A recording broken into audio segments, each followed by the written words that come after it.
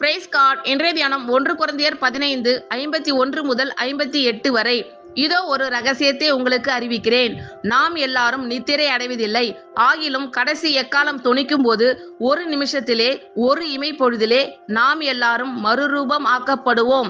எக்காலம் தொனிக்கும். அப்பொழுது மரித்தோர் அழிவில்லாதவர்களாய் எழுந்திருப்பார்கள்.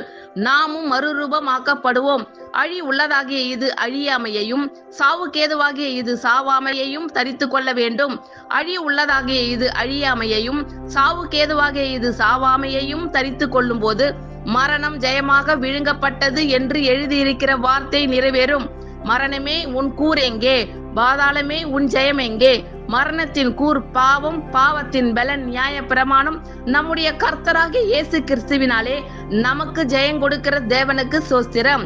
ஆகையால் எனக்கு பிரியமான சகோதரரே, கர்த்தருக்குள் நீங்கள் படுகிற பிரயாசம் விருதாவாய் இராதென்று அறிந்து நீங்கள் உறுதிப்பட்டவர்களாயும் அசையாதவர்களாயும் கர்த்தருடைய கிரியையிலே எப்பொழுதும் பெருகுகிறவர்களாயும் இருப்பீர்களாக.